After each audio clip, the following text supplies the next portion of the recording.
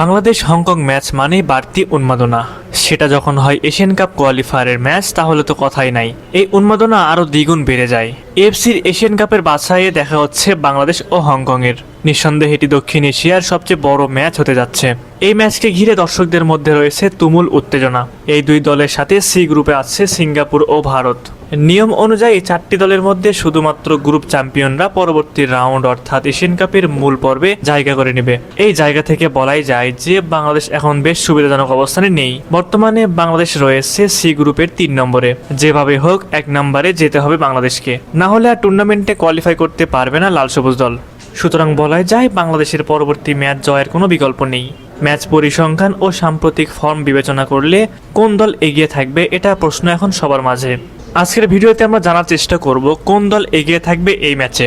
আগামী 9 অক্টোবর হংকংয়ের বিপক্ষে ঢাকা জাতীয় স্টেডিয়ামে অনুষ্ঠিত হতে যাওয়া এশিয়ান কাপ 2027 বাছাই পর্বের 3য় রাউন্ডের ম্যাচ মাঠে গড়াবে। দক্ষিণ এশিয়ার মধ্যে র্যাঙ্কিংয়ে বাংলাদেশের চেয়ে বেশ এগিয়ে রয়েছে হংকং। হংকংয়ের তুলনায় বেশ খানিকটা পিছিয়ে রয়েছে বাংলাদেশ। বাংলাদেশের বর্তমান র্যাঙ্কিং 183 ও হংকংয়ের র্যাঙ্কিং 153। র্যাঙ্কিং হিসাবে হয়তো আপনি অলরেডি বিবেচনা করে ফেলেছেন যে হংকংয়ের কাছে পাত্তাই পাবে না বাংলাদেশ। যদি আপনি চিন্তা করেন তাহলে বলবো আপনি ভুলের সাগরে হাবুডুবু খাচ্ছেন। সবশেষ ম্যাচের দিকে আপনি তাকালে বুঝতে পারবেন বাংলাদেশ ফুটবল দল কতটা উন্নতি করছে। যদিও বাংলাদেশ সেই ম্যাচে হেরেছিল, তবে ওই ম্যাচটিতে লড়াই করেছিল বাংলাদেশ। লাল সবুজের ফরওয়ার্ড লাইনে দুর্বলতা চোখে পড়ার মতো, তবে হংকংকে রুখে দেওয়ার মতো সব রকমের সামর্থ্য রাখে লাল সবুজরা। এখন তো আরো বাংলাদেশ দলে যোগ দিয়েছেন হামজা চৌধুরী ও সামিত সোম।